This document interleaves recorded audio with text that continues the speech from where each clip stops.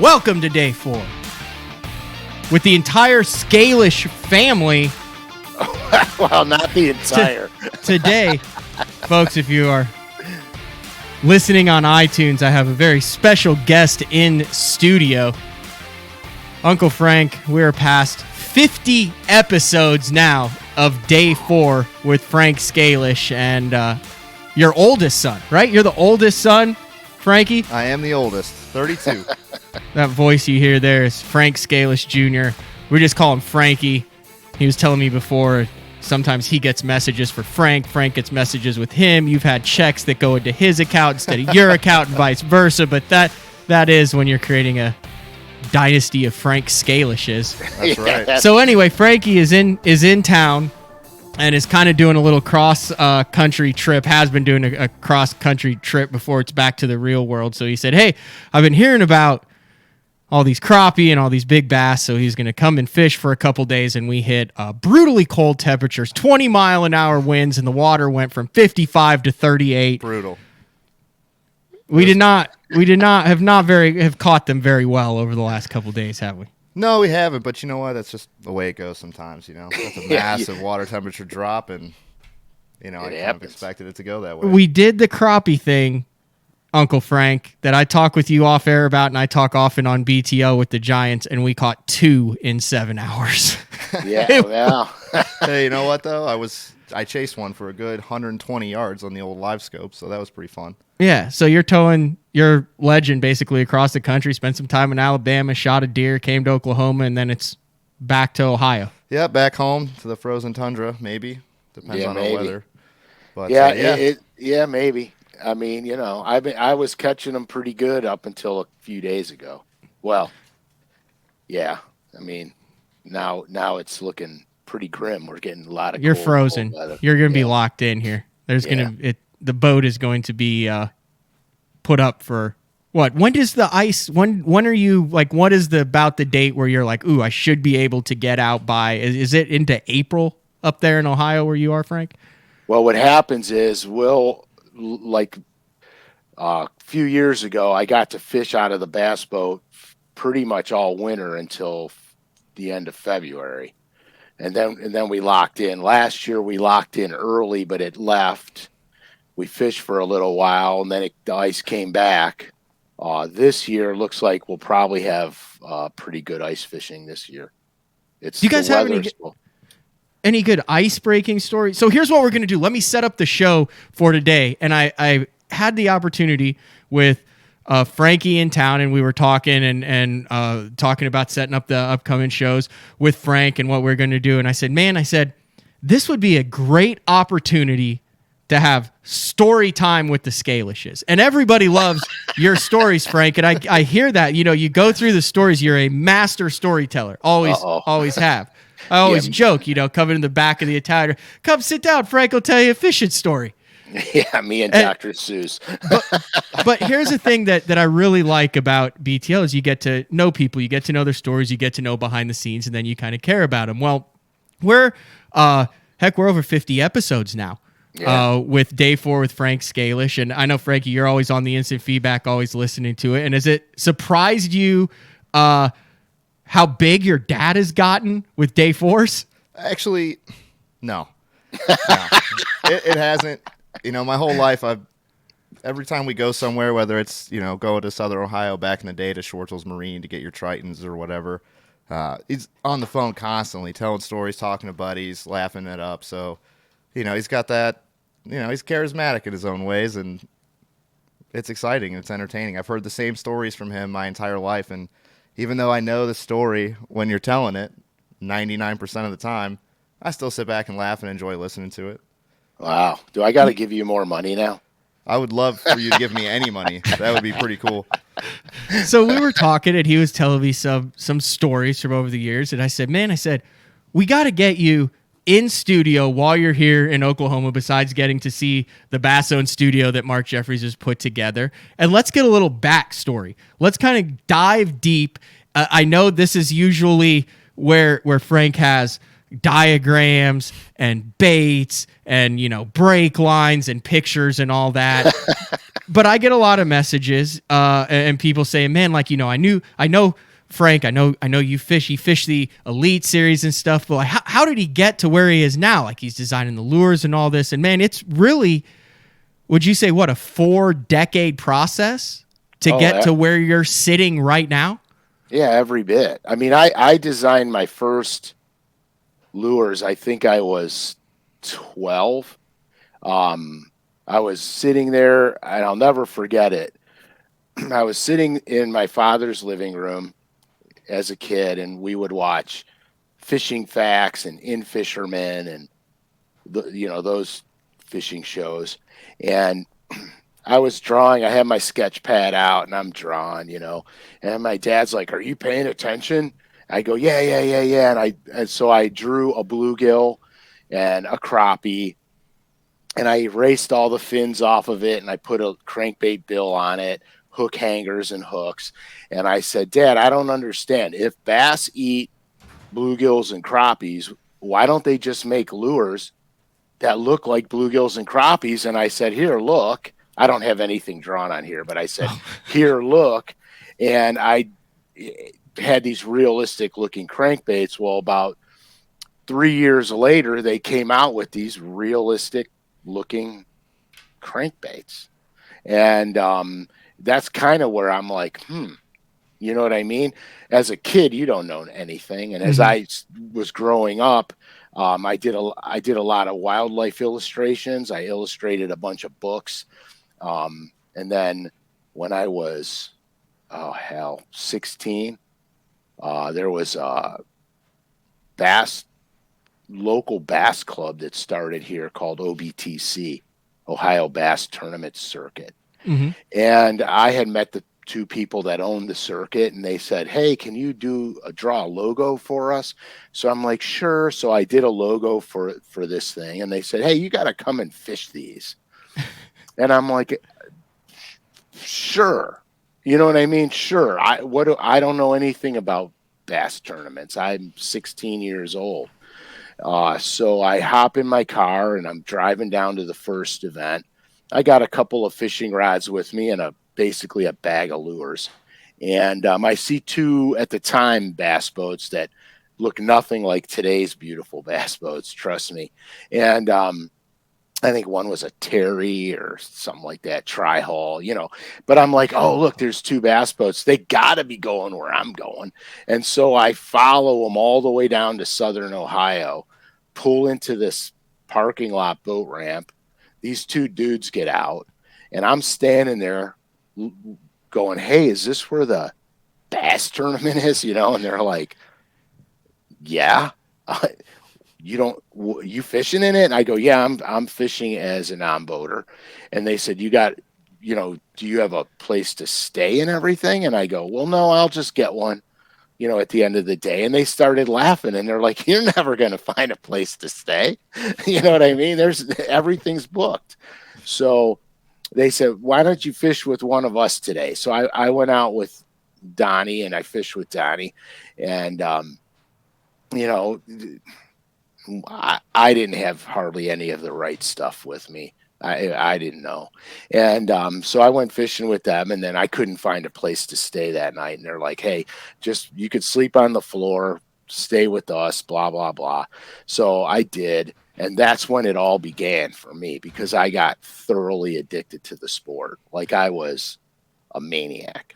And I go ahead. So this is interesting. So what you do now with a lot of bait designs, drawing, illustration, is really kind of the pilot that got you into the tournament, was creating that first logo for that organization. And now you do a lot of drawing, a lot of design, a lot. So that's kind of cool. Oh yeah.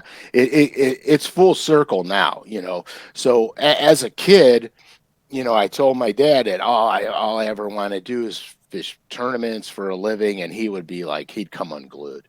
what? You got to get a job. You got to work in the industry. You got, no, fishing, Yeah. that kind of crap. And then, and I'm like, no, you don't understand. Bo Dowden was fishing a black and blue jig in St. Lawrence in the eelgrass, and he just won like the Bassmaster Classic and all this money and stuff like that. And I was a young dude at the time. I was probably 14 when this happened, and my dad's like, you can't make a living fishing, son. And it was something I never gave up on, ever. I never gave up on it. Everything I did in life was to make it so I could fish for a living. And I'll never forget. I'm probably jumping over a lot, but I'll never forget. In 2001, my father passed away. In fact, Frankie and I were ice fishing when it happened. Yes, we were. And I got the phone call, and it was pretty brutal.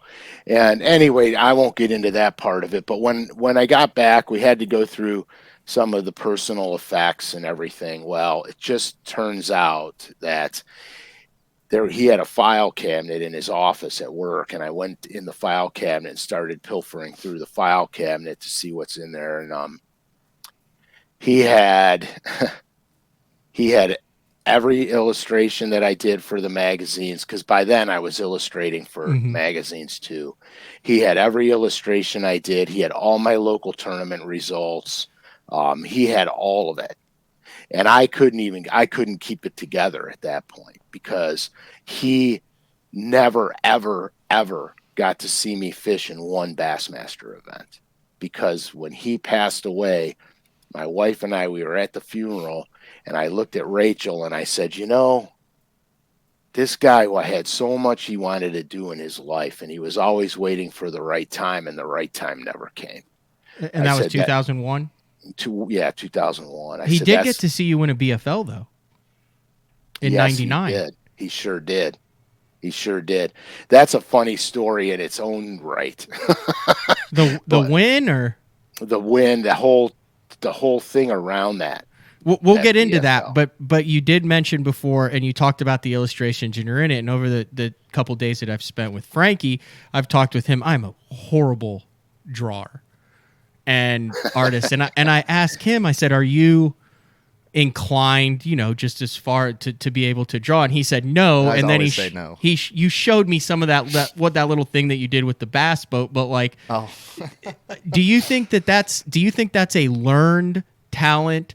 Or do you think the painting, the being able to draw is something that you kind of innately have? Because I feel like you have it, Frankie. You just are trying to compare yourself to your dad, who's been doing it for 40 years. Longer than you've been alive. Yeah, what are your guys' thoughts on that? Because I know there's a lot of people that have tried to, like I've tried to paint some crank. It just, it turned, it just looks like a drunken unicorn whenever I paint any stuff. But do you think that's something that's learned, or something that's just kind of in your DNA makeup to be able to draw, to paint, to see things? I think in general people have some natural inclinations to things, but it's like anything, you really just got to keep working at it and keep doing it. I don't really draw a lot, and I don't paint crankbaits or anything, especially not like he does. But it has been something we've been talking about more and more lately. I just have this urge. I want to start painting too, and designing baits and doing some fun stuff like that. But I'd be curious to see if you think they're a big shooter. Well, the big shooter. I think you're born with a certain amount of creativity, and some people are born with more of it. What you do with that depends on your personality. Anyone could learn how to draw. That's true. You can learn how to draw. Learning how to be creative is a different thing, because it's what you see in your mind's eye. Half the colors I design, I see them finished in my head before I even paint a lure. Really? Yeah, that's just something that I was born with. When I was a kid, I didn't realize it till I was little, like in grade school. Bunch of us were on the bus messing around, and when you have a project to do when you're that young, your parents basically do the project for you.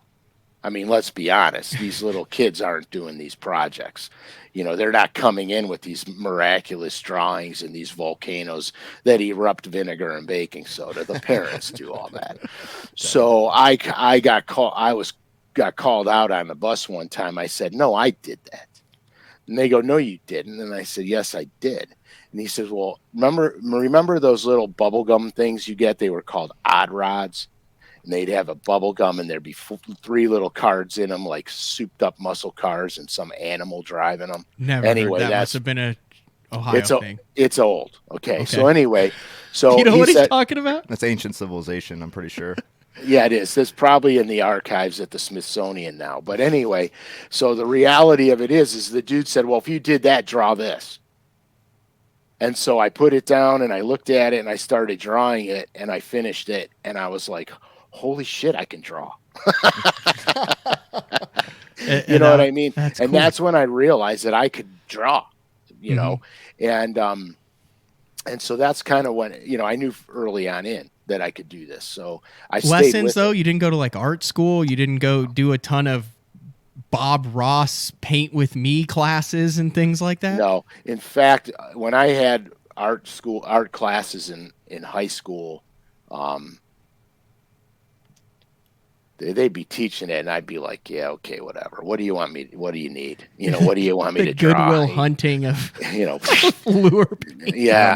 Now we need a day in a booth with Frank. When you were growing up, would you find stuff, just all sorts of drawings and designs and stuff laying around that he was doing, just always constantly doodling, or is it like you go into the office and it's time to draw, it's time to design, or is there stuff laying around everywhere? Oh no! So when I was a kid, all right. Like I said, Dad's always on the phone. Uh-huh. He was always on the phone, talking to somebody or not. But you always knew it was a conversation that maybe wasn't the most interesting when you'd look down and there'd be a napkin on the table and there would just be wildlife drawn all over napkins from one to the next. He'd just be talking, here, Next thing you know, you got a tree frog and you got a smallmouth. Just constantly. And it's like, it's not like a stick figure. Mm-hmm. I mean, like, they're good, and it's on a napkin, which is a ballpoint pen, like the one he's holding. Really? It was amazing. See, I'm not a drawer like he is. I feel like I'm more mechanically inclined. Oh, yeah, that's a fact. Like I was an automotive tech for a little bit, and I really just like that kind of stuff, like especially wiring. I really like to wire.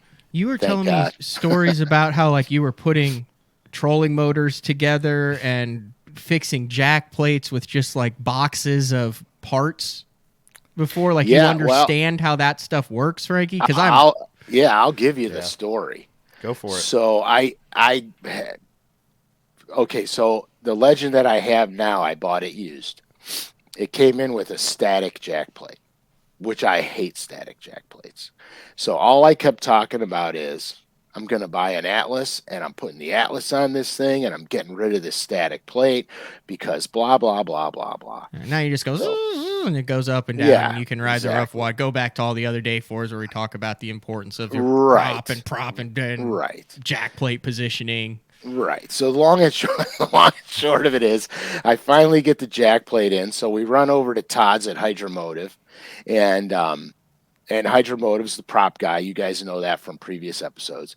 So I run over there. Frankie's like, "Dad, I'm going to get off of work at whatever. I'll be there at whatever, 2:30, whatever time it was." So I'm like, okay, Todd and I'll have the motor off the boat, jack plate off the boat. We'll probably have the other one mounted by the time you get there. He's like, "Oh, man, I want to help." And I go, "Yeah, all right. You'll be there plenty of time." Yeah, so I can wire it. Right. So exactly. Perfect timing. So sure enough, we got everything off, on, ready to go, except for the wiring of this hydraulic jack plate. We start to run all the wiring, and Frankie goes, "We ought to test this first before we run all the wiring." It doesn't work. Whatever the components that they came didn't work. They came in not working. It's just a double relay pack. So I'm losing my mind. And Frankie knows one thing about me that he said you lost your mind. He used that exact terminology when I heard this story. Apple doesn't fall far. No, because my OCD-ness with my fishing stuff, is not normal. So I'm like standing there vibrating, and Frankie goes out, relax. I'll be right back. Boom, he takes off. And I'm sitting there, he's gone. I'm with Todd, and I'm like, Jesus Christ, I can't believe, blah, blah, blah. I'm trying to, nothing's working. Hold it. I'll not, and that's kind of how I went off the deep end. Frankie comes back, and he goes, you trust me? And I go, well, yeah, I trust you, but I want the thing working. You know what I mean? We're not going to like jerry rig this. This has to be like, he goes, just let me have at it. So just give me a little while. You're not going to understand what I'm doing. So just let me make it. And that's the fact. That is the fact. So literally before my very eyes, he remade the entire harness for the jack plate. And honest to God, we hooked it up and it worked. Wow. And I'm like, no way. There's no way. You know what I mean? Mm-hmm. And so that's kind of the stuff that he's really good at. But so I mean, and I love traveling with him because if anything ever went wrong, I'd be like, hey, dude, fix it. Yeah, the check engine light actually just went on my truck, and I've got like 190. Yeah, he knows all this stuff. He looked at it already, 98,000. He's like, I got the stuff that can hook it up. I think it's this, blah, blah, blah. So we're going to deal with that before he heads back to Cleveland. So I want to just kind of do a little bit of the timeline. So you're fishing the clubs and stuff, and there's a lot of in between just the stat that shows up on Bassmaster, the stat that shows up on the MLF website. There's a lot of fishing, a lot of learning that goes on in between there. But I guess you could say the first professional, quote unquote, tournament, the first big time tournament. And I haven't gone here with you, but I want to hear this story because it looks very interesting on paper. It would have been 1994. So almost 30 years ago. The South Carolina Invitational on Santee Cooper, you caught a 15-ouncer, Frank. Yeah. That was the first one, and you finished 294th. Yeah. And so there's gotta be a story behind that one. Well, there is a story behind that one, actually. I had potlucked 2 or 3 opens just so I could do it. You know what I mean? I wasn't ready to do it. I just wanted to see it. Testing the waters. So that Santee Cooper one, if I'm not mistaken, I drew out with Shaw Grigsby. Oh, this was boater on boater draw, wasn't it? Yes. I had drawn out with Shaw Grigsby, and they had some hellacious weather.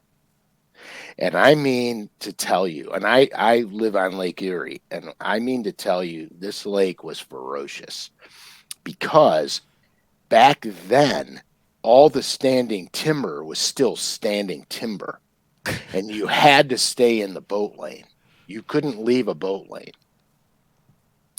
So Shaw and I were cutting across the lake, and we could only idle because it was huge waves. Well, he's like, get up there, look over the side of the boat, and tell me if I'm going to hit anything.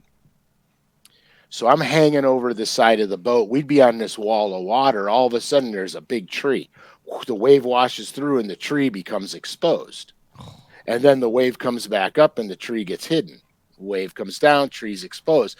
And I'm like, whoa, dude, there's trees down there. And he's like, yeah, I know. You got to make sure I'm not going to hit any of them. So I'm like, okay. So I got my camera. I'm laying over the thing, taking pictures. And we're laughing. And believe it or not, Shaw was pretty mellow. We're laughing about it and everything. And I remember like it was yesterday. I said, dude, someday I'm going to be fishing these things, and I'm going to be fishing against you. And he's like, I hope so. Because, he probably heard that 500,000 times in his career. Mm-hmm. And that's really what happened in that event, I did not catch a fish with Shaw, although he caught some. I did not catch any with him, and I don't remember the rest of the event because that was the only thing that stood out in my mind was that on one of my first events ever, I got to fish with Shaw Grigsby. That's cool. It was a brutal tournament. Kevin Worth actually won that tournament. I was looking at the top 10. That was a very interesting top 10. Kevin Worth won it. Jay Yellis finished third. Randy Blockett in fourth. Rick Pierce finished sixth in that event. Peter T, seventh. Rick Clunn, eighth. David Fritz finished in 10th. Davey Hyde in 13th. But there were over 300. Those invitationals were massive. They were. I remember that. Now, it was technically about 175 boats if you had a boater on boat or draw, but you had two anglers against each other. If you look at those lists, it wasn't 300 boats. It was less than 200, but it only took like 10 pounds to finish in the top 100. Like that was a brutal event. Yeah, it was horrifying. But that was so I had just dipped my toes in just because I wanted to see it. You know what I mean? I wanted to see it firsthand. I was still in my infancy as far as where I wanted to be, how I wanted to get there and everything. But I had the opportunity back then. So I wanted to participate in one. I just wanted to see it. You know what I mean? So I did a couple of them back then. But the one event, the BFL or Redman, I think is what they called it back then. Did you get the spittoon or did you get a trophy? Had they gone away? Didn't you used to get a spittoon when you won those? Used to get a spittoon, yeah. I think I got a trophy on that one. But here's the irony of that, okay? You're talking about the one that you won. Yeah, 99. It'd be 1999, yeah. Yeah, so here's what happens. My second son is about to be born, okay? And Rachel says, I got to take 6 months off of work, blah, blah, blah. And I'm like, 6 months? What are we going to do? Money, man, money. You know what I mean? What are we going to do? We're on a budget. She goes, I don't know. We'll figure it out. Everything works out. That's her thing. Everything always works out.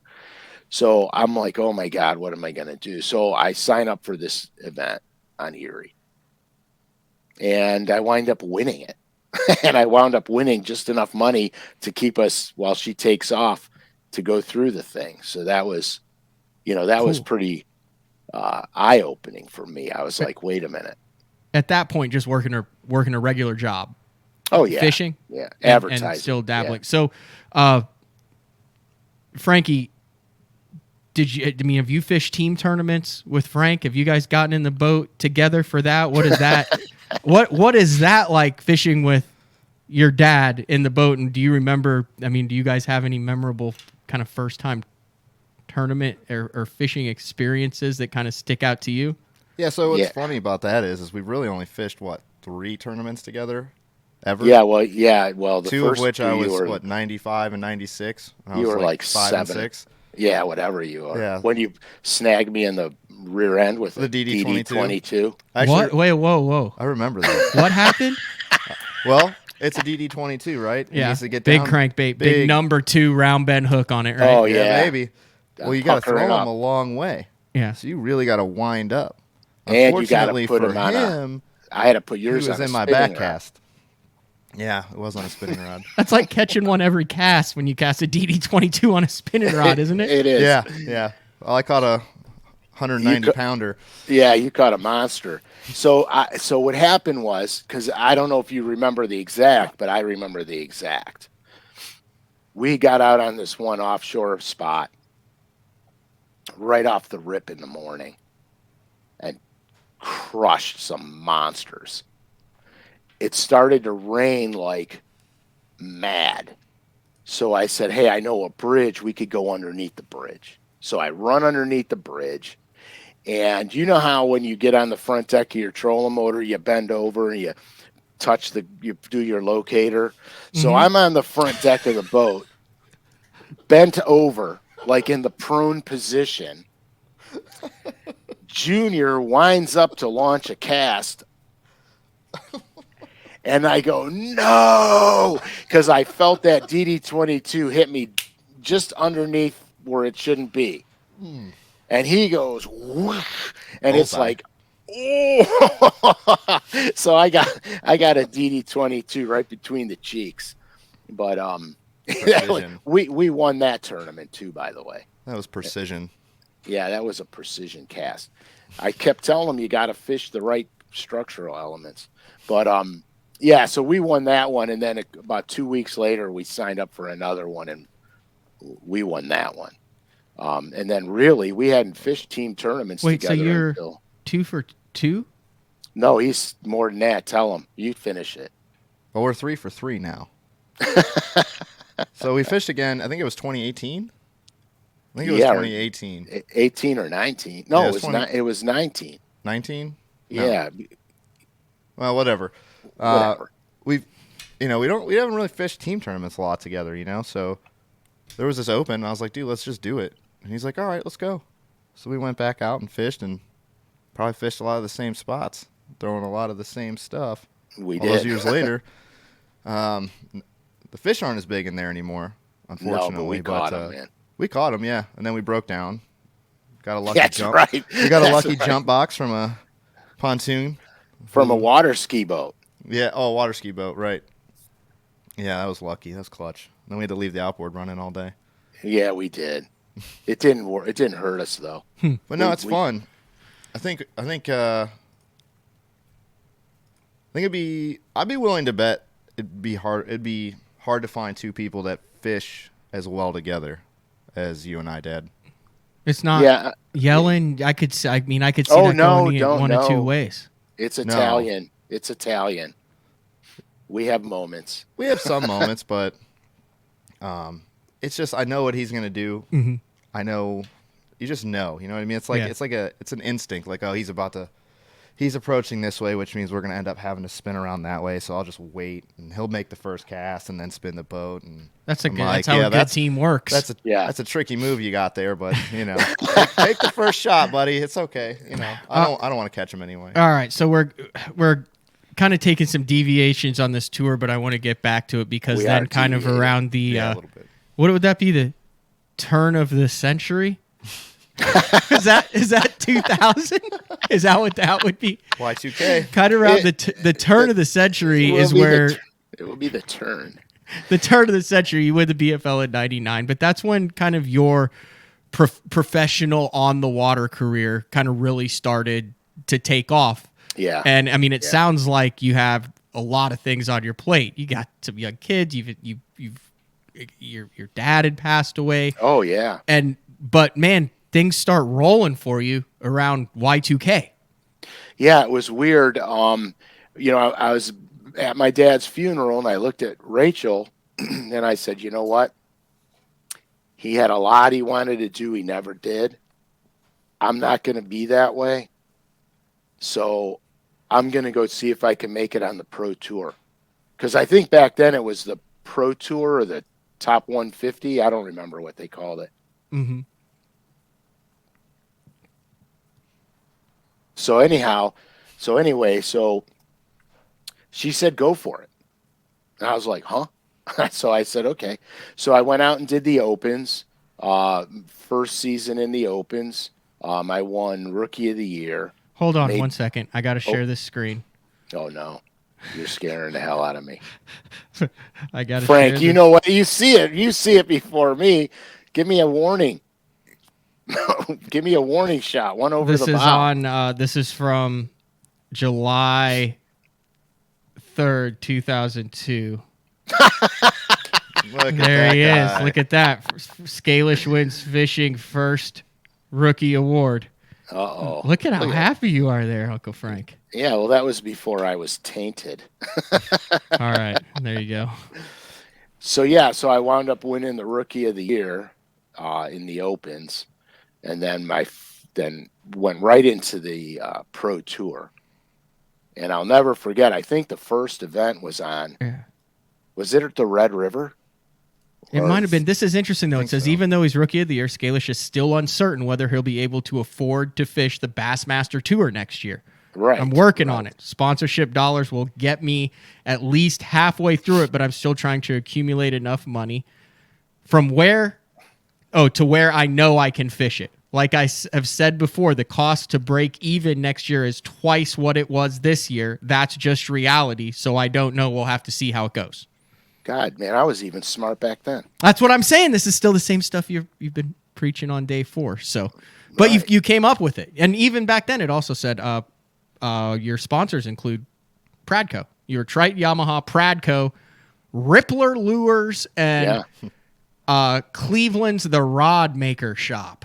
Right. But, Yeah, that was a local tackle shop. But anyway, so you.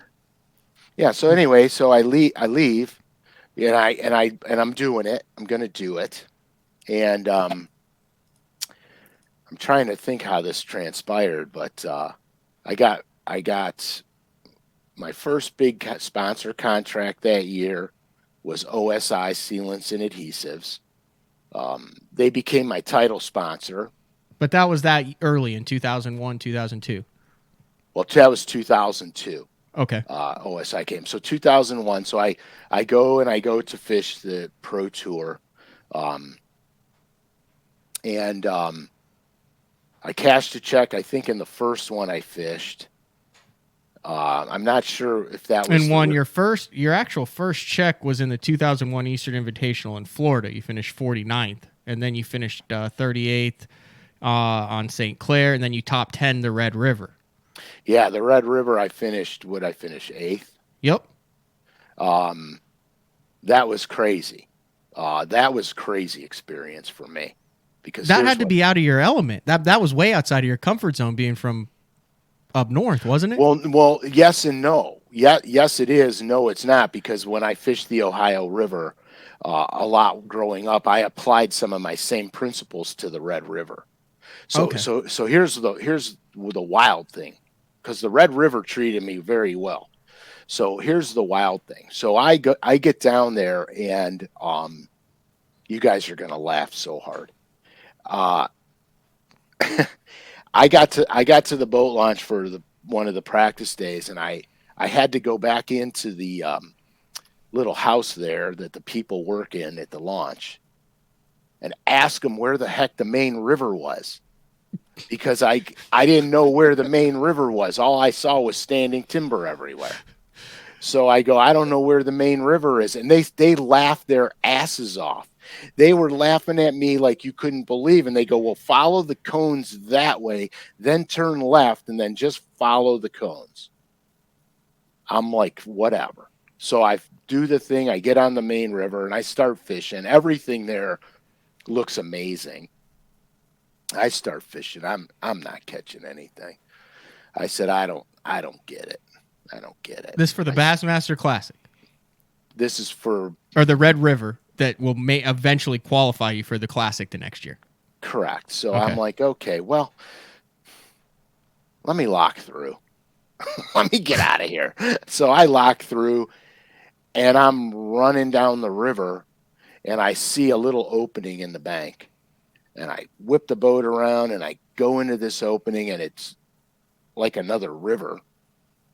And I keep going, and I keep going. And I don't know what possessed me to keep going, except whenever I fish those types of things, I go till I can't go. Mm-hmm. So I keep going, and I'm like, oh, man, there's a bridge, railroad trestle, big trees everywhere. I can't get through the railroad trestle. So I'm about 30 yards away, maybe-ish, and I'm idling and drive, because the current is coming through this bridge like mad. Well, I see a V funnel where the water's V'ing out. So I go, oh, man, that water's V'ing out. That means there's a pocket in there. I wonder if I can squirt through that. So I get the boat up to it, and I'm going, and there's these big lag bolts sticking out of this bridge, and they're like 18 inches long, sticking out everywhere. I get the boat through in there, and I goose it, whoa, and I go right through this bridge, and I'm like, yeah, I'm through. Boom, off I go, and I go, and I see another one of those bridges, and I'm like, oh, my God, that one. There's logs and trees everywhere. I'll never get through that one. So I'm about 45 yards away, and I'm just staring at it, looking to see if there's something happening like with the other one. and there wasn't. Well, I noticed the tree line on my left dipped down. I go, I wonder if that's a backwater. So I idle up to it, and there's a little opening about a bass boat wide, and I squirt the boat into that opening, and it opens up into this backwater. And I pick up my flipping stick, and I pitch to the first bush, which was right there. And my line starts going. I'm like, oh my gosh. So I shake them off. I go in like the first 25 yards of this, and I get like 20 some bites. So I'm like, okay, I know where I'm going every day. And so I went there every day, and I caught them in there every single day. It was fantastic. And so, so the last day of the event, I'm sitting in 8th place. Roland Martin's in 10th. And I think back then it was the top 10 fished on the final. I'm almost sure of it, or I could be wrong, but maybe the top 10. I don't remember. Anyway, so the camera guys, all the ESPN crew, they come down and they're like, we're going to mic you up and, blah, blah, blah, blah, blah. And I'm like, okay, cool. Meet at the ramp at X amount in the morning and we'll get you all wired in and you're ready to go. Okay. So we get there in the morning. And I'm sitting there, and you got to realize something. This is my first go round. Mm-hmm. So I'm sitting there, and they go, "Well, Frank, we're gonna mic Roland up and take care of Roland. Just tell us where you're at. We'll come and find you later in the day." And I just looked at him. I said, "You know what? You're never gonna find where I'm at. So just deal with Roland, and I'll be fine."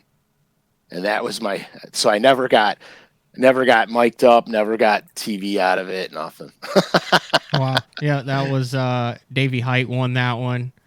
Guy Eaker, Todd Faircloth, the Dean, Pete Glusick. Roland finished 7th with 33.14. You finished 8th with 32.6, and Jay Yellis finished 9th with 31.6. Edwin, man, this was a great mix of guys, old school and new. You've got Roland and you, Yellis, Eaker, Davey Height, Edwin Evers, and then wasn't Harold Allen in there? O.T. Fears, Basil Bacon. Oh yeah, Basil Bacon, man. I'm scrolling down. Yeah, I'm sure. I mean, all of them were in it. So anyway, but dude, that led to your first classic, and that had to be something absolutely special in 2002 on Lay Lake. Yeah, it was. It was the worst. It was terrible finish for me. But it's still a classic. I mean, were you upset with the finish, or were you like, dude, I'm in the Bassmaster Classic? I was very happy to be in the Classic. Obviously, I was ecstatic because it was my first shot in the elites or pro tour, whatever they called it back then. But so here's what happened. This is really funny. So I probably told you guys the story on Eufaula. That was the last event before to know if you qualify or don't qualify for the Classic. I think I told you I ran 35 miles to catch one fish. You knew you were in. And I knew I was in, but anyhow, so I got my wife with me, and we drive down to Alabama, and we get to the Sheridan, and it's like hype you've never imagined in your life, because the Classics today are not quite like this. They give you an itinerary sheet, and every minute of every day is spoken for, and you literally only have a day and a half of practice, really. Mm-hmm. So what happens is we get there, welcome Bassmasters banner on the building, cameras everywhere, people everywhere. And I got my wife with me, and she's never been to a single bass event ever, never. So we're walking in, and all the pictures and the cameras and the interviews, and I look at her with the straightest face humanly possible, and I go, they're all like this. And that was all I said. And she's like, what? And I go, no, I'm only kidding. This is out of control. And so, so it was amazing. And, I had met a lot of anglers that I didn't get to meet through the season, just because you hang out with different people. But at the Classic, that top 50 guys are, we're doing everything together, autographs and everything else. Mm-hmm. And they had an autograph session, and people would bring stuff for you to sign. And you literally sat at a table outside for like 3 hours. I remember. Okay. And they would line up like and go through like, the cattle thing, where you're going through all the little, now the guys are signing stuff. And I had some people bring some weird stuff to sign, man. Guys would bring their boat windshields to sign. Paddles are always popular. Oh, Life yeah. jackets, shirts. Oh, yeah. Do you remember your dad making the first classic? I do. What do you remember about that? There's a lot of excitement. I got really mad at him because I couldn't go. Yeah, that's right. I'm like, none of the mad. kids are going. I was so mad. Because you wanted to focus like a business trip. Business trip wanted to focus on the fishing. Yeah. Is that? Oh yeah. I mean, I was out of my mind. So, but back then, here, look, dude, too, we weren't allowed to use our boats.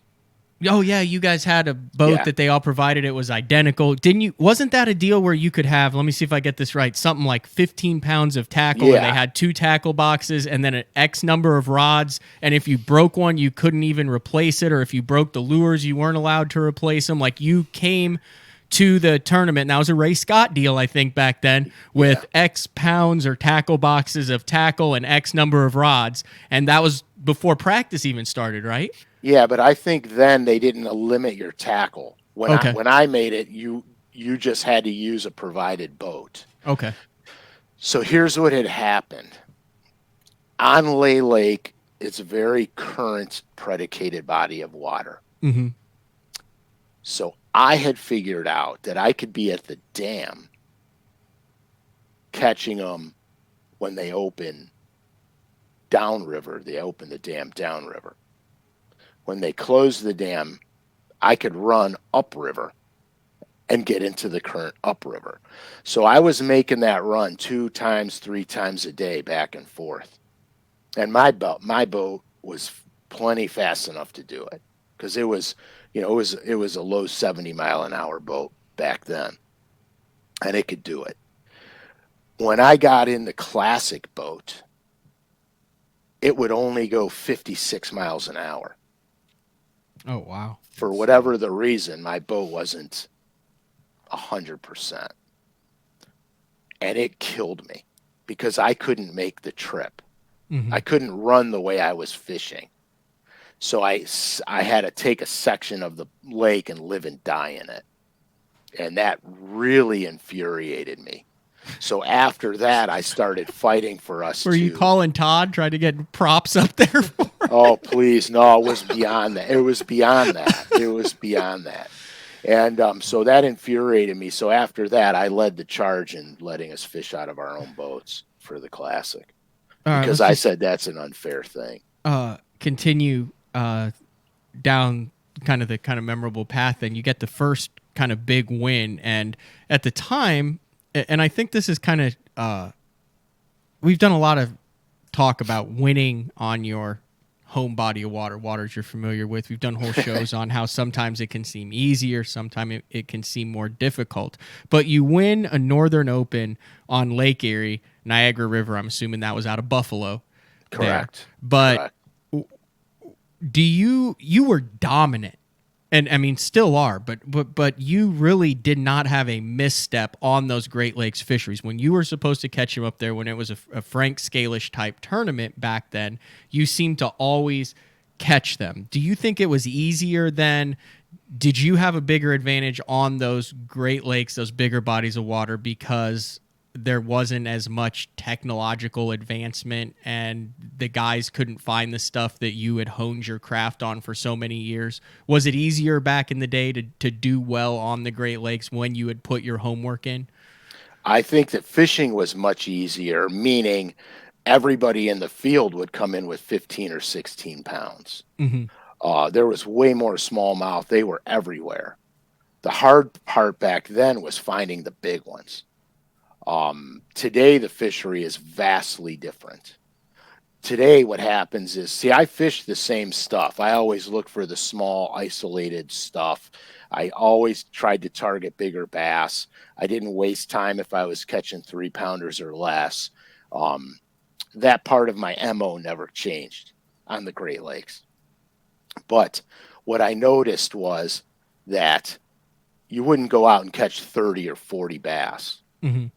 as time went on, you would catch 10, 12, 9, but they were all 4.5 to 5.5 pounders. That's what really started to change. Today, with today's electronics and the knowledge that guys have today, anyone could win them today. It wasn't, the guy who really understood the fishery. Now I think anybody has a chance to win up there today. That's the big difference. A lot of these guys are spectacular with their forward-facing sonar and their electronics. When I started fishing Lake Erie, I had a paper graph and a flasher, and I had to find all my stuff by spending literally months idling around. I mean, I did more idling than ever fishing on the Great Lakes. And here's the funny part about it all. I really never hardly fished Lake Erie except when there was a tournament. Yeah, you could pick your days on the lake and pick flat, beautiful days, and that's great. But I didn't recreationally fish a whole lot for smallmouth on the lake. I only really put it hard when there was a tournament. So people think that I've got, 300 million hours on the lake. I really don't. I just understand it very well. That's just the Great Lakes. Do you remember who finished second in that event that you won? You won by 4 ounces. Gasper Costable. That is a heck of a name. Yeah, he lives. Yeah. Gasper Costable.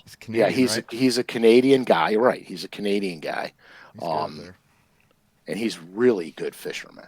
Yeah, he's fished really a bunch of them. Did you think you had that one in the bag? I mean, 4 ounces is kind of, you can't really tell whether you've got it or not on the smallmouth. No, that I told you guys the story of the weather in that one. Yep. And that my non-boater freaked me out, so I started throwing little fish in the live well, and I lost one, and I had to keep it. No, I thought that dead fish cost me the tournament for sure, 100% for sure.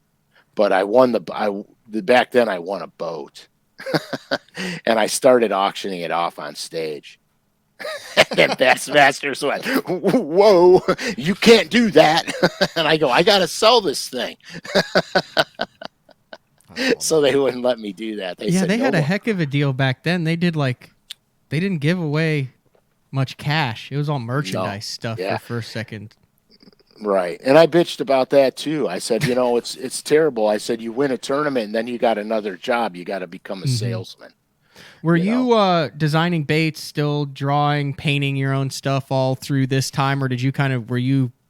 Oh, no. I did it forever. Were you getting paid to do that? Or was it kind of a tinkering deal that you were doing for yourself and for your buddies?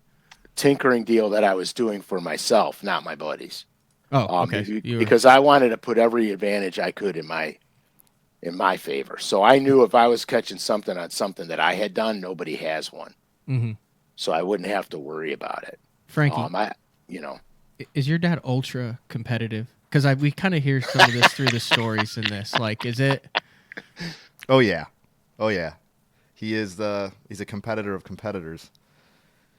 Ultra. Well, over the top sometimes.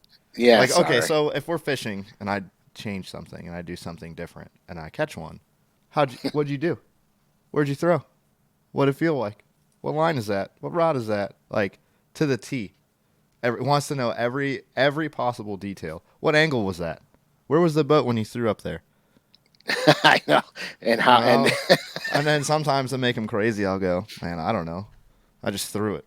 Yeah, but that's just good angling. I mean, you're trying to put the pieces of the puzzle together. I mean, I find that I'm asking my co-anglers, and like you're in the boat with a lot of guys, and if you watch, it's a little different now with the marshals, with the observers. Right. You most of the time for your career had a guy fishing behind you. Oh yeah. I mean now, and obviously we don't have to rehash this. This has been gone through a million times, but I mean that has a big impact, and there were certain guys that figured out how to use that to their advantage. Well, there are certain guys that figured out how to use that to their advantage and learn from it more than other guys. Would you not agree with that? 100%. There's 100%. I mean, that's an art. It is, and there's guys that were with me fishing back in the beginning of my Bassmaster career that I'm friends with to this day because they're absolutely fantastic people. And there's also guys that if I saw them, I would probably punch them. You know what I mean? I had one dude. I was on a Super Spook Junior bite, and the bass were coming up on the Super Spook Junior, but they were not committing to it. So they'd strike it like 4 or 5 times before they would actually take it. And he was throwing a super fluke behind my spook and catching them before they would get to my spook. That's not good. No. Sounds like something I would do. Yeah, I told that. Well, when we're fishing for fun, it gets pretty wild in the boat. But I told this guy, I said, "Don't you have no right to throw behind my bait when I'm working a fish. That's BS." And we went round and round on it to the point where it got pretty bad, pretty fast. But I would never do that to somebody else. Now, when Frankie and I are fun fishing, that's a completely different story. What's the best day fun fishing you guys have ever had on the water? Oh, easy. Don't say the lake. I'm not going to say the name of the lake. All right. It's a tiny little lake in the middle of nowhere. And I think it was one of the first times we were there. Yeah, I was never on it at all. We were structure fishing, throwing your favorite Carolina rigs and big football jigs. And, oh, my God. What a freak show. Them. I mean, crushing them. What's that? Largies? Yeah, all largemouth. I think we probably had, 26, 27 pounds maybe? Yeah, easy. I mean, easily. I caught the biggest fish in my life that day. And oh, yeah. We estimated it had to have been 8 pounds. If it wasn't 8, it was 7, 9, and change. I mean, it was unbelievable. I thought it was a catfish. So honestly, did I. I lean into this thing, and I can't move it. And it just goes doink, doink. And I'm like, oh, dude, I'm sorry. It's a catfish. And I start cranking this thing in like I'm deep sea fishing. And this big, giant largemouth comes up. She can't even get out of the water. Her head just shakes. And I'm like, I turn into a 5-year-old immediately. Yeah. Dad, get it. And I'm like, laughing, dude. Calm down. I'm like, get it. I'm laughing uncontrollably. I'm like, oh my God, that is a slob, dude. Oh my God. We were in this aluminum boat. It took up the entire, he has a little, hole in the aluminum, but it took up the entire length of it. It was giant. It was massive. Giant. Wow. I was shaking. Oh, yeah. Oh, my God. My adrenaline was on max overdrive. I was freaking out. It was amazing. Yeah, but we caught the crap out of them, and we didn't catch a small one. No. It was unbelievable. It's big northern strains. Big sloppy ones, man. And I was like, if we took pictures of this limit, they would swear to God we were in Texas. Oh yeah, it was an unbelievable day. Unbelievable. That's awesome. All right, so you did the full-time tour thing for a number of years, fished the tours and opens and stuff, and then the Elite Series in 6 and 7. Actually, I believe one of the reasons that this whole kind of day 4 with Frank Scalish started a couple years ago was that's where you developed your relationship with Mark Jeffries, and we were talking, doing a business episode about sponsorships and financially and when it's time, risk versus reward and all that. You can go back and actually listen to those kind of replays, so we don't have to kind of rehash that here. But my question is, you went back and fished the opens then from like 08 through 012, but when did this whole, what would you call it, a second career kind of in the industry with Pradco come about to where you were able to kind of stay in the game that you love? Like, did that happen during this time, or when did that go down?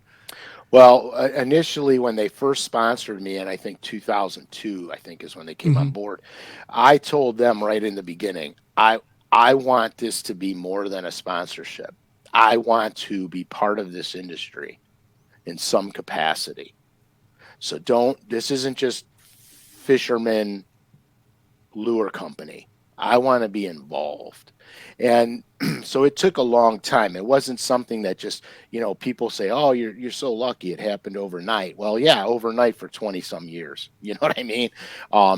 It didn't just take overnight. So I always kept my hands in the pot, so to speak. And then what happened was when I got out of the elites and was fishing the opens, I made a conscious decision to not fish the elites anymore, just to fish the opens.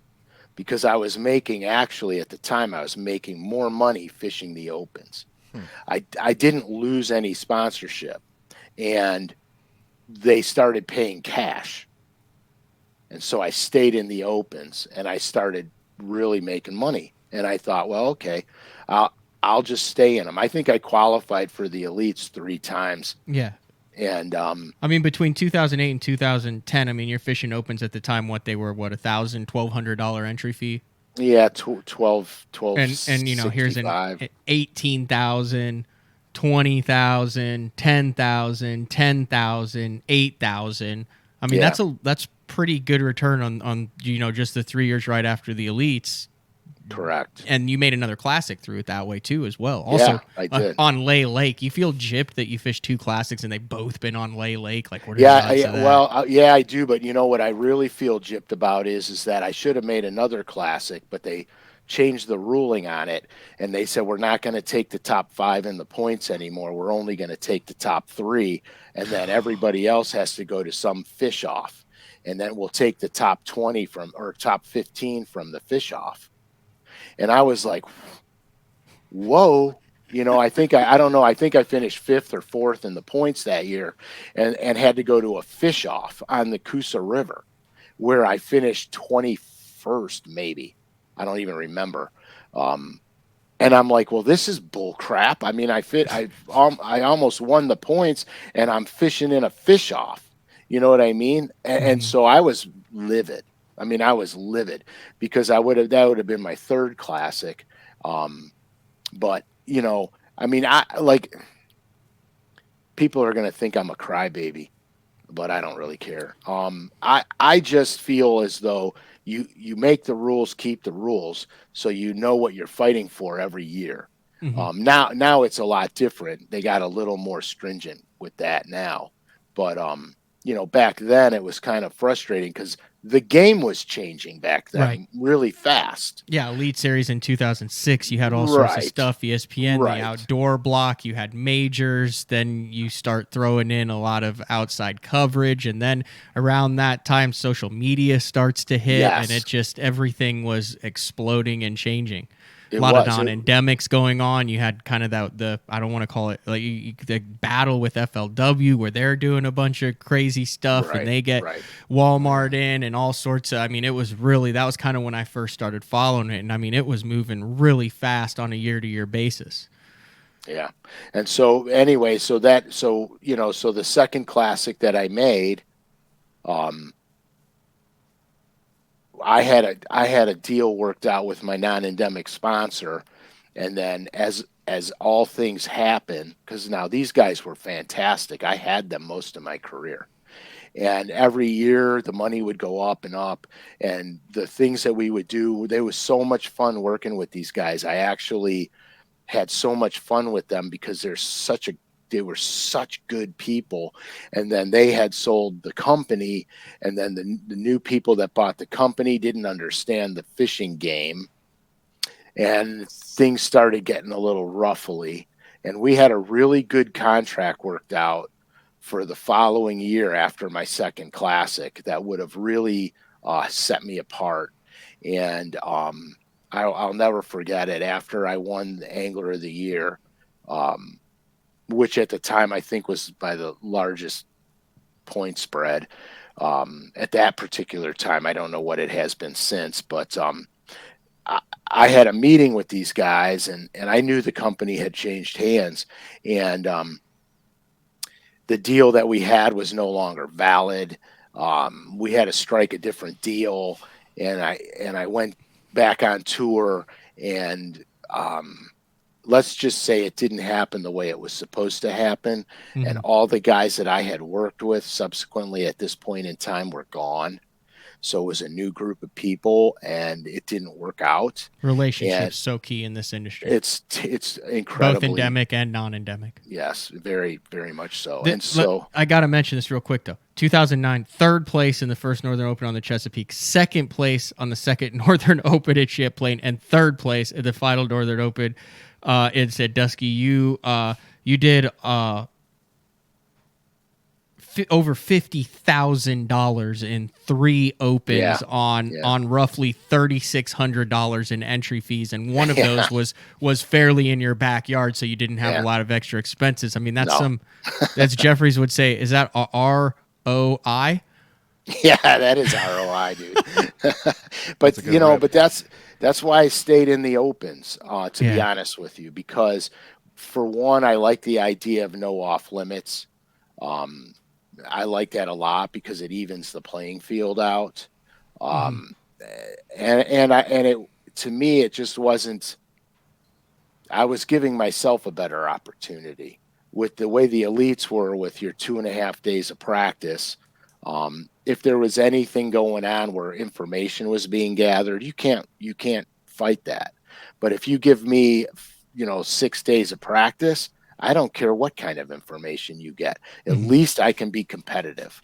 Right. And so that's what, that was part of my idea to stay in the opens. And the other part was I was making way more money at it. Yeah. We've been going at this for more than an hour, and I think I've learned a lot about kind of the behind the scenes and things, but kind of bring it up to the current day. Obviously, I mean, there's kind of a gap in there, but you had said then that's when you were talking to Pradco and wanted it more than just I'm an angler, I use your lures. When did you really start doing the painting that leads to what you're doing today, where you've got the paint shop, you've got the videos, you've got all this stuff behind the scenes, and really turned it into a second career in the industry? Yeah, they wound up hiring me on a commission base only for color design. And I had done a ton of colors for them and was getting paid commission. They were very small, but it was getting paid to do it. And then we talked a little while ago, a few shows ago, about the Perfect 10. Right. I had designed a bunch of walleye colors for the Perfect 10, and it exploded. And so they started having me do a little bit more things. And I was working at my brother's body shop at the time, because I wound up working there for 5 years. And they had made an offer to me. Pradco had made an offer to me, and I refused it at first because I was really torn between, family, job security, and family, and the volatility of the fishing industry. But you still love the fishing industry more than life itself. So we went back and forth a little bit on it, and then everything seemed to be right. I sat down with my brother way before I left to let him know what my thought plan was. And he's like, you got to take it. I said, oh yeah, I'm not asking you if I should take it. I'm telling you I'm taking it. And so that's when all this started. That's so full circle. I mean, you start out, you get into the fishing because of design and drawing in your eye for stuff. And now here you are 40 years later, you're in the industry doing drawing, design, colors. If you had to pick one out of all of everything, like give me your favorite thing you've designed, favorite color you've ever come up with. If you had to put your stamp on it, which one would you pick? And maybe the best is yet to come. I mean, it's not over with by any means, but to this point, do you have one that holds a special place in your heart? They all do. I know this is a cop out. They all do, but you got to have something. Yeah, the Norman Speed End. The Norman Speed End for me was something that I had wanted to do for a long time. Never had the ability to do it. And then when I had the opportunity, it turned out that we rushed it through the system, because usually it takes about 2 to 2.5 years from start to finish to get something on market. We had pushed that out in less than a year, and it was very successful right out of the gate. Did you push it through to try to get it to For the right Gunnersville. people for that early? Was that 2019, 2020? Yeah, the Gunnersville Classic, Stetson Blaylock. A couple of the guys in the top 5 caught a lot of their fish on that bait. Absolutely. Yeah. They Yeah. wrecked was a player. wrecked them on it. Yeah, it would have been too. 2020 then, I think so. Yeah. because Hank won it, and then Hank. Yeah, Yeah. Back to back, right? Or no, one. so that's kind of cool. Yeah, it was really cool. As far as colors go, I have some of my favorites. Frankie knows which ones they are, and you know, Oh, you promote them. yeah, I promote them all. Evo and You, Evo, Holy Shad, yeah. Bama Shad. your your best story, Frankie. My best story Yeah. With the what you would say with the old man. with the old man, huh? And that's a tough one. It really is tough. We've done a lot together. Honestly, True. I mean, I guess one of the more interesting ones would be the old Gunnersville trip we took, where I ended up having to do your back brakes in the parking lot of the hotel, and then the Motor Guide digital 82-pound thrust trolling motor I had on my Stratos at the time, that I built out of 3 or 4 old ones. You Yeah, gave me. I You gave just you gave a me a bunch. box of stuff. I You're like, said, here, "Here, you need a make trolling one." motor. Franken motor. Yeah, right. Franken motor. Oh man. So here I am putting an Ultrex on. We found one down the road at Freedom, Yeah. and we were just taking up the entire covered archway in front of this hotel. Well, yeah, for a- because don't for a forget few they had hours. tornado warnings. Yeah, I'm just And out so- there drilling and cutting and running wire, adding a battery in the back. Oh yeah. And at the time, he's you weren't really all that sold on the Ultrex at the time. No, He was I "Dude, no, I just trust wasn't. me." I like, wasn't, "This'll because be I said, so dude, I neat." never had that my entire life. You don't. I need don't that. need it. I never had it. I can, you know, the typical old man speech, aka I fear change. But it's okay, Pops. You're a believer. So what's your goal here? I know you're fishing around. We've talked a little bit. Like, do you want to get deep into this tournament thing going forward? How old are you right now? I'm 32. 32. Like, Yep. do you want to move into the opens, the elite series? You want to design baits, follow your old man into the lure design and painting? Like, what are your goals and aspirations in this industry? Yeah, that's a great question. So I just got out of service, right? I did a little Thank over you. 13 years, and I'm on terminal leave right now. So I took some time for myself. Went down to Lake Norman. Then I went over to some buddies in Alabama, and now I'm here with you. Mm-hmm. But moving forward, my full attention is going to be fishing as much as possible and trying to dive in head first. You know, maybe I'll see you on the opens or the elites someday. That's Opens the for goal. now would be. I got to get to the elites You'll get before you can there. see me. You might see me at an elite event this year, but not. You'll be fine. You'll be fine. You just keep grinding, man. Yeah, that's all yeah, it that's is. that's all I want to do. It's I've been obsessed with it since I was. You a feel like kid. you have a different perspective of it. I mean, Frank is, and like Mark Jeffries has been with me in BTL and the industry in fishing. I mean, I didn't start fishing at that kind of open level until I was in my 30s. Do you think maybe you've gotten a little bit of tough love and a reality of what it's kind of like behind the scenes that might kind of give you an advantage of knowing what you're getting into?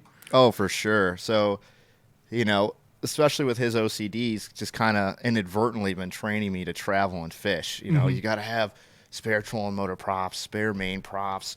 You keep a bag of spare line with you and all the spare lures and boxes. And it's just like you just get ready to go. It's like every time I've gone anywhere, it's just been like full pack, get ready to go. And, I'm no stranger to packing and traveling. But, I think there's been some advantages to it. And I think there's been some disadvantages to it as well. But I think it's all for the better looking back on everything. Mm-hmm. He's kind of been training me to fish for a living with all of his advice on advertising and marketing and just constantly just like beating it down. People have table talk like, oh, hey, how was your day? Yeah. Oh yeah, work sucks. He's like, if you're going to do this, man, you really got to put, your head down and this is what you do and da da da da da. So it's been amazing, really. I mean, I'm very fortunate and I do realize that. And I try to steal as many of your custom painted lures as I can. Yeah, every time I come over. With gut bags. With gut bags, that's right. Right. I pointed that out on the old minnow the other day. I have 15 on the block right now. They're almost There you done. go. So you have They'll 7. be done. They'll be done soon. You got anything else you want to get in this? Like I said, there was, if you're used to the day 4, you're used to the diagrams, and this is how you can take this bait and move it. And I'll tell you what, if you listen to this episode closely, there were some absolute gems in here that I don't know if Frank even went through them, but just a couple, especially that one story from the Red River where if you go look back, one thing, taking a fishery that you're familiar with, that you understand, relating it to another fishery that is at a completely different part of the country. That's something that I think a lot of people get in their heads. Man, I'm driving, I'm away from home, I don't know what I'm doing, man.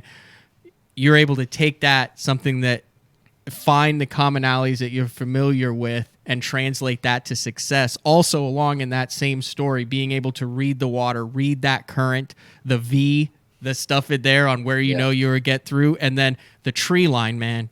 The tree line, Frank. That is something that I learned on 2 fisheries that are very similar but different in Lake Amistad and Lake Mead. Reading the ridges, the mountain lines, the tree lines to figure out where the guts, the depressions, everything is on that. I mean, you combine 3 things in that one story of where you go down to a place that you didn't even know how to get to the main channel. You had to ask how to get to the main channel. Then by the end of the story, look at all of those elements and that skill and time on the water that you combined to be like, and now you have multiple top 10s at the professional. So there was a lot of education in this show at all. If you want to go back and kind of glean some of those things, that's good stuff, Frank. And nothing can prepare anybody for a lifestyle of professional fishing than time on the water. That is the most important thing in the world, is time on the water. We talk about a lot of things. We talk about a lot of techniques. If you don't go somewhere, apply them, experience success, or experience having to make a change for success, it's going to hurt you in the long run. Time on the water. This was good. I'm glad we jumped in the studio here. Frankie, thank you for taking time. You said you were nervous before this. Yeah, man. We're about to cue it up, and you're like, man, I'm nervous about this. And Frank is queued up on the other. He's like, oh man, it's nothing. You get used to it. You did a heck of a job, man. Thanks for jumping in the studio, and safe travels home. And I'm sure all our day 4 listeners will follow you along on the instant feedback you're on. You watch a lot of the shows. You correspond with a lot of the fans via social media. We've had some conversations, Frank, about how Frankie has introduced you to the joys of direct messages and responding to fans and getting your social media queued up. So, hey, when the student's ready to learn, the teacher will be found. I will say this: it's kind of weird sitting here looking at Frankie next to you in the studio. It is. Well, we're gonna go try to catch a fish after this, but this has been another day 4 with the man, Frank Scalish and Frank Jr. There you go. We'll see you next week. Have a great day, boys.